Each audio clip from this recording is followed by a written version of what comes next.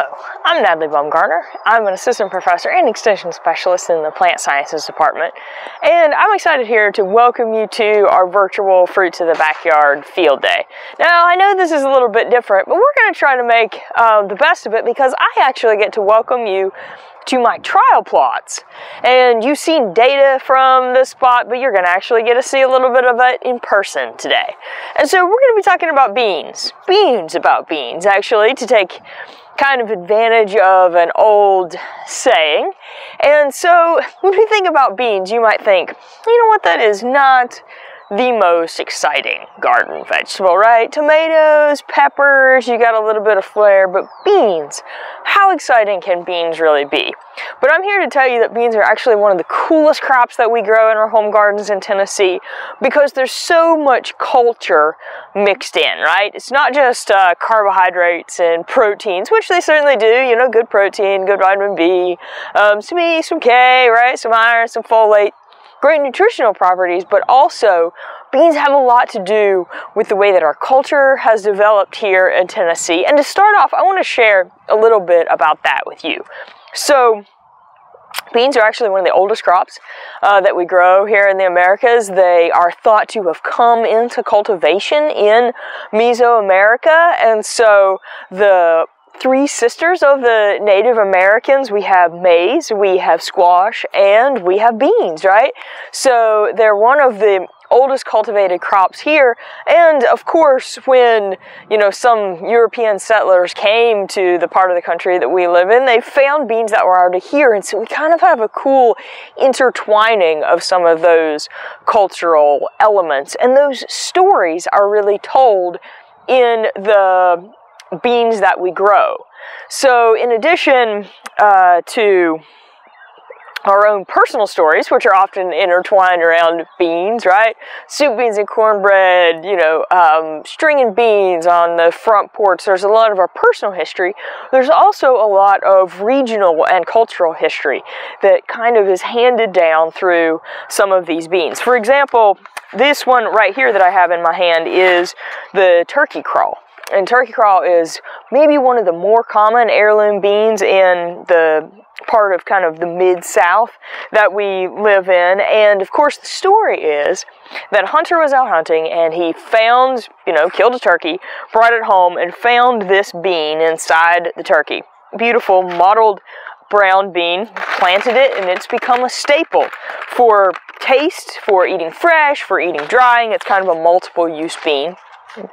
There are personal family stories that go with these beans. This is one of the beans that we grew in our home garden variety trial last summer, and it's from the mountains of North Carolina. So if you're looking at that and you're thinking, wow, did you actually just mix up different seeds? No, actually, this is a family bean that's handed down, and it has mixed colors in it.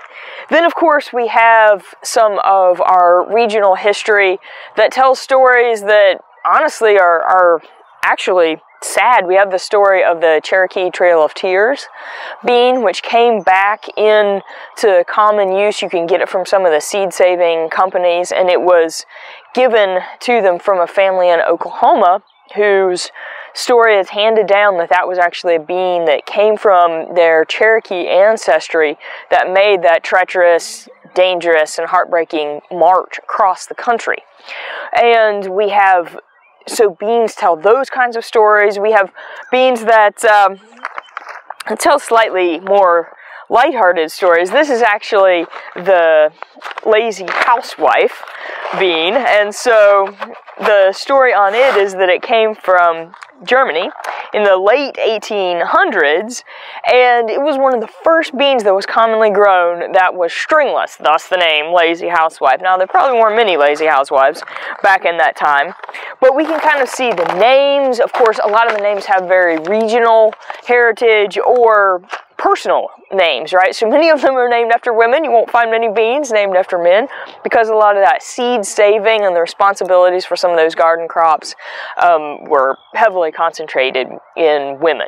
So we have our national or regional, even some of our personal history intertwined with beans.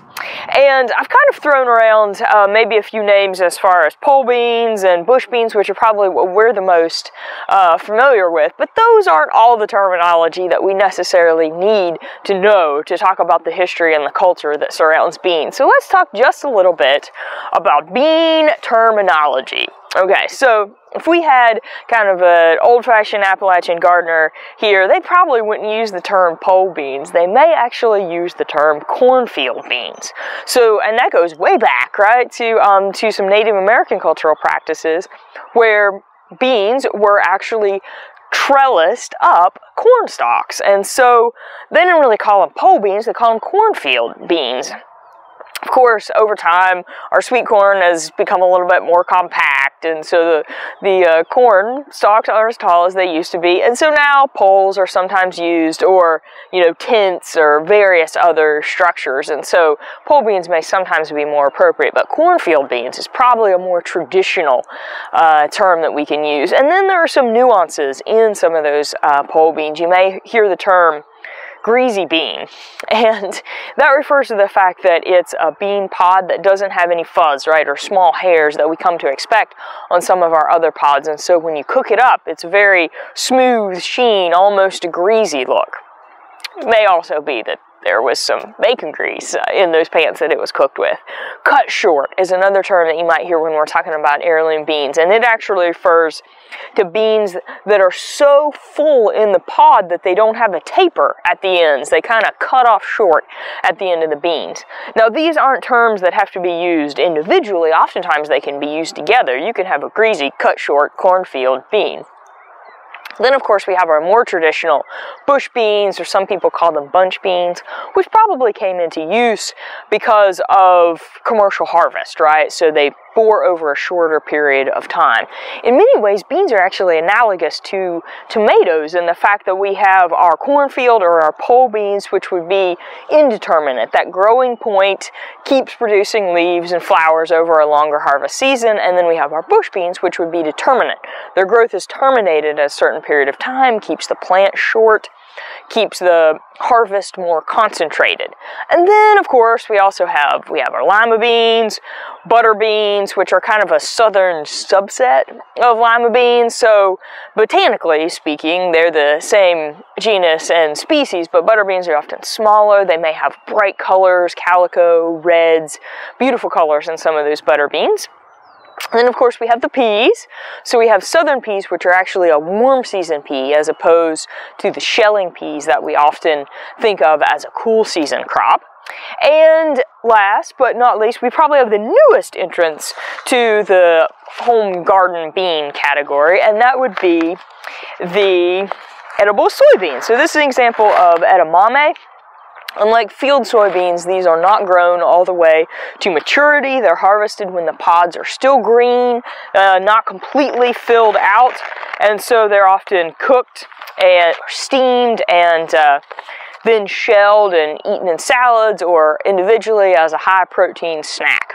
So that's a little bit of the culture and the history of beans, and also a little bit of the terminology to get us going when we talk a little bit more next about bean cultivars and some of what's performed well in Tennessee. And I want to tell you just a little bit about what we're trialing here this year in our home garden variety trial.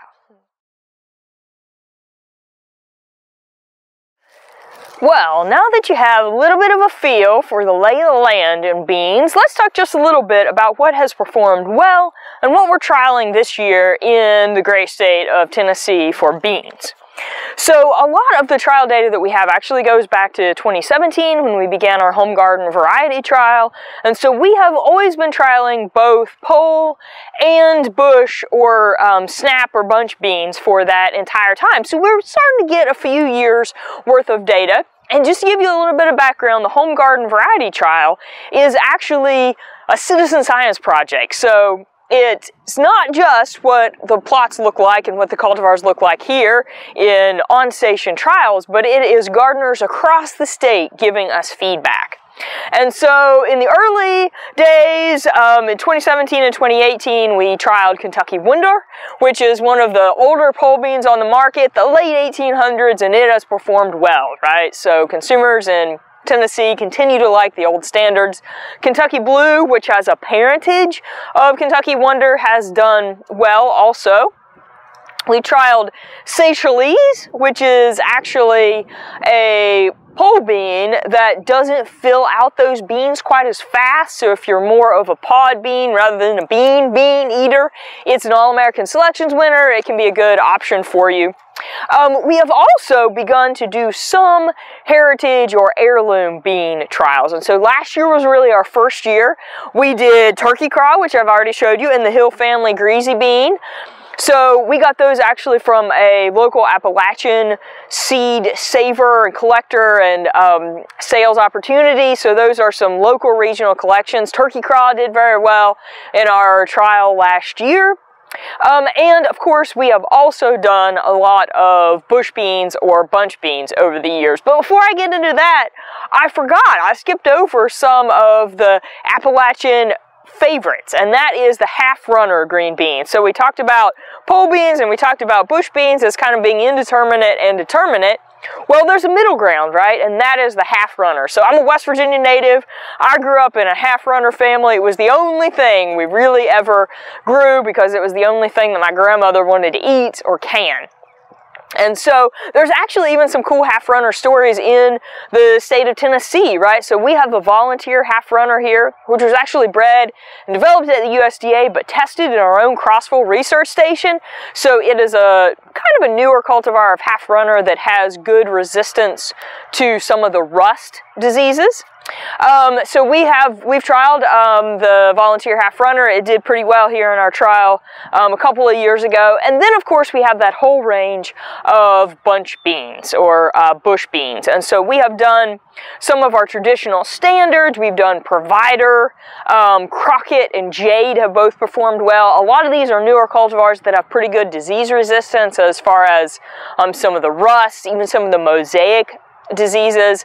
And we've also grown some filet beans. So now filet beans are a little bit of a touchy subject in Tennessee, but if you like a filet bean, Mascot has been one that's performed well. It's a compact, All-American Selections winner. Good for containers, good for smaller spaces and raised beds.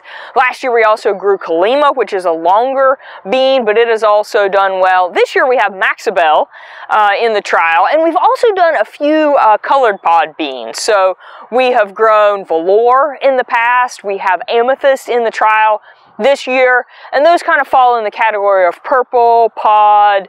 Often, most of the time, they're picked immature in kind of a filet bean sort of range. So they're not some of that traditional bean flavor, but they're great for sauteing. And so it all depends on how you really want to use that bean in your own home garden. So that's a little bit about what's performed well. Now let me take you on a little bit of a tour and show you what's growing this year in our 2020 trial. All right, in the 2020 trial, what do we have growing? Well, we have Provider, which is a very standard, productive, reasonably rapid to harvest bush bean, and it is compared this year against Annihilator, which is a pretty new on the market, pretty good disease resistance package, and so those are the bush beans that we have in the trial.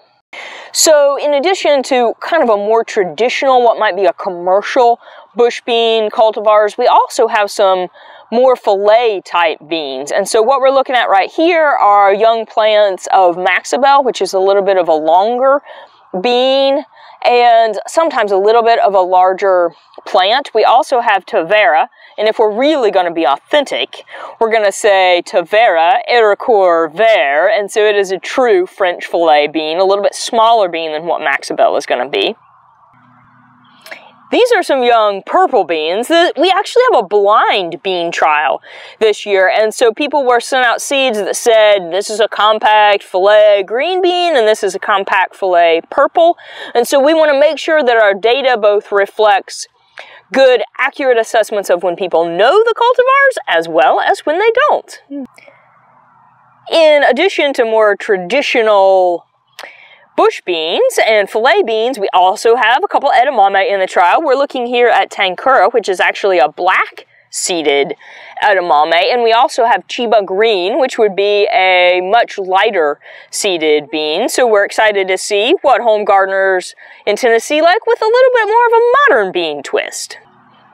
Now, I spent a lot of time in this presentation talking to you about cornfield beans and some of the cool heirloom designations and the differences in those beans. So, of course, you would not believe me as being a legit bean person if we didn't have some good heirloom or old-fashioned standards and some vining beans, some good old-fashioned cornfield beans in this trial. And we do, we absolutely do. So this is Lazy Housewife, which I actually showed you the beans. It was actually released by Burpee Catalog in 1888, so it's been around for a pretty long time. And compared against Lazy Housewife, we have Rattlesnake, which is also kind of an old standard. It's a mottled bean that actually also has a mottled pod. So that's a little bit of an introduction into the trials that are going on right now in Tennessee. So we talked a little bit about some of the beans that you can buy, many of the newer beans that are on the market, like Annihilator and some of those cultivars. They can be great options for your own home garden. But before we move on to more practical bean growing, I wanted to mention just a little bit about seed saving. Beans can actually be a great crop to get your feet wet in seed saving. So a few botanical features. Beans are open pollinated, and so if you have heard about hybrids and how you shouldn't really save seeds from hybrids because those seeds may not grow true to the parent plant that they were collected from, that's very true, but we don't really have hybrid beans. Pretty much all of the beans that are on the market are open pollinated, and so that makes them a more simple crop to save from.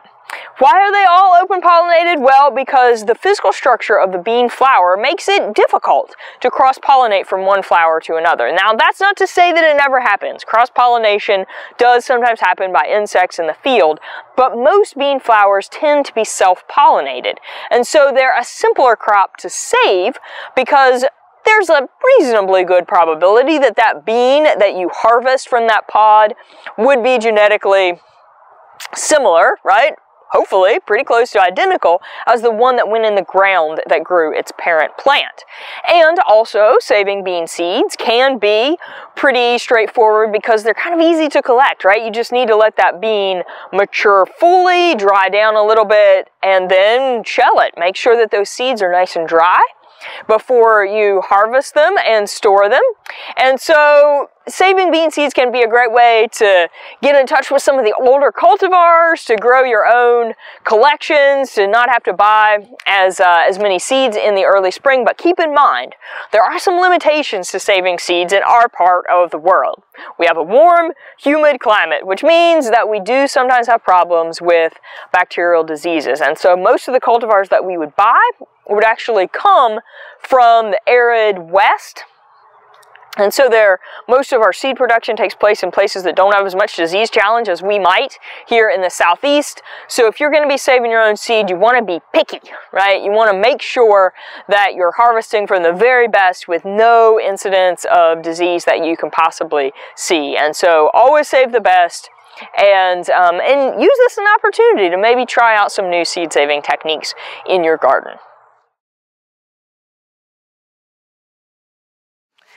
All right, we talked about history, we talked about culture, we've talked about names and terminology, we've talked about some of the cultivars that are in our trial this year, but hey, let's get right down to it and really talk about growing beans, right?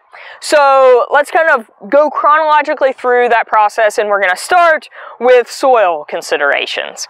And beans like a well-drained soil, of course, we'll always say that loamy is going to be better. They can grow in heavier soils, but it needs to have good drainage to reduce disease risks and those types of things. A slightly below neutral pH in the 5.5 to the low to mid 6s is going to be best. That's going to be similar to a lot of our other garden crops. And you may decide to do in raised beds or containers, which of course will simplify the soil preparation. But no matter what we grow in, we want to make sure that we have a little bit of moisture in the soil so those seeds can take up moisture and really start to germinate and grow. We want to make sure that we can have good seed to soil contact so that that moisture is easy to access, and we want to make sure that the soil temperature is appropriate. Of course, we are now getting close to the early part of the summer in Tennessee, and so beans, you know, you can definitely seed those anytime.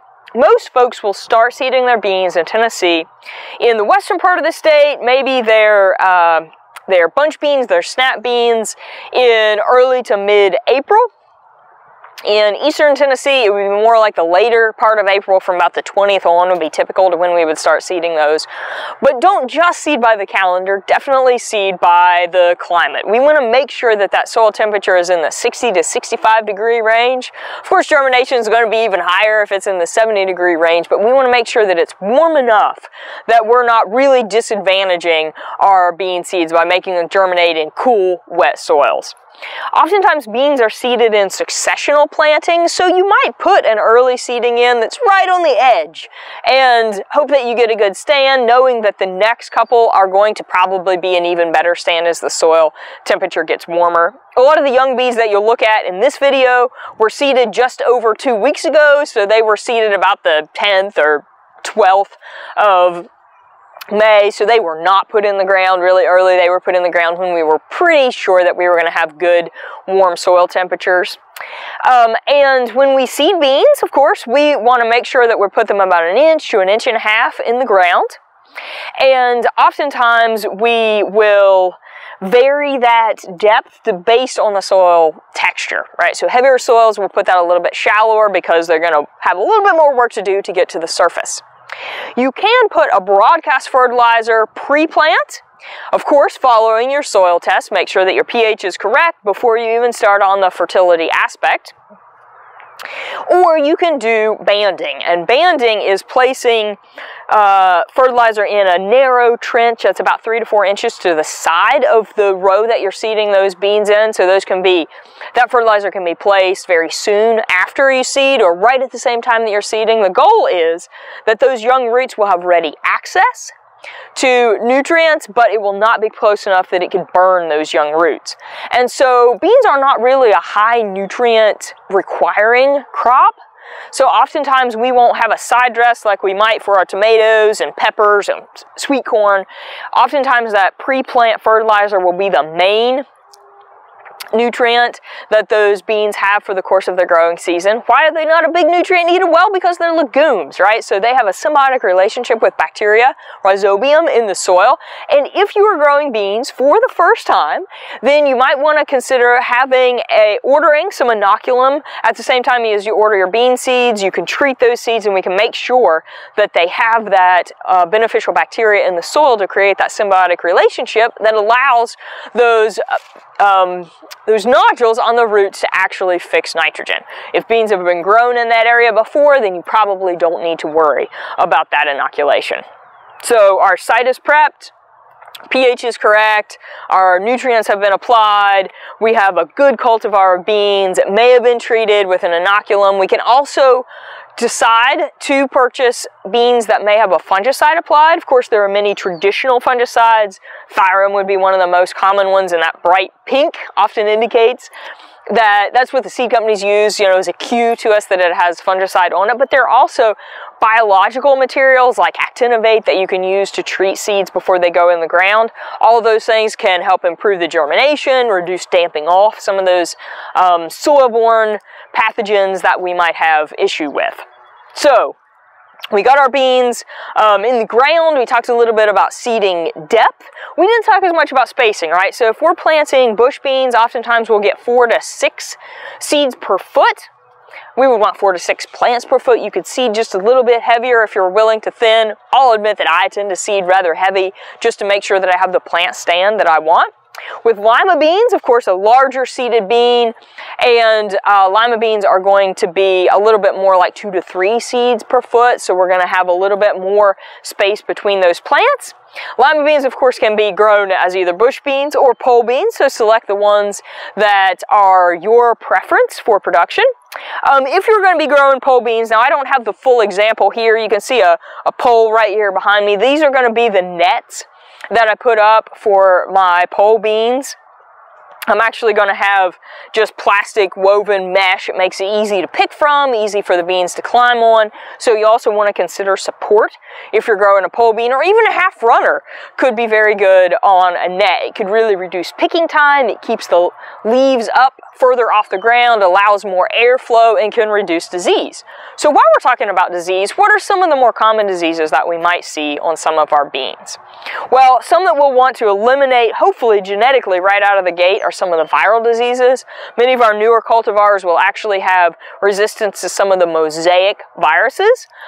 We can also make sure that we purchase clean seed. I talked a little bit about some of the bacterial diseases, bacterial blight, halo blight. So we want to try to eliminate to the best of our ability those bacterial problems in our plantings by buying clean seed or being picky about the seed that we save. If we have those bacterial diseases in our plots, there are several options. W661 is a great publication that has an overview of some of the insect and disease control options, but copper can be used as, it's organically approved, so it's an elemental product that can be used to address bacterial diseases that we might have. It's not going to be a cure-all, right, but it can keep down those populations for us. Some of the rust diseases, so those are some of the fungal diseases that we might see. When it comes to rust, we want to make sure not to over-fertilize, so managing nutrients appropriately is good. And if we're run into rust, there are some fungicides that we can apply, some of the standards like chlorthalonil, those types of traditional fungicides, as well as some of the newer biological materials are also listed for control and addressing any rust that we might see. Some of the best ways to address rust are actually to get resistant cultivars. We talked a little bit about volunteer half runner earlier, and so selecting for rust that's specific for the area, there are many different rust diseases, can actually be a great option as well. So those are some of the common diseases. Now, what do we run into as far as insects? Some of the most challenging insects that I deal with in my plots are actually Mexican bean beetle.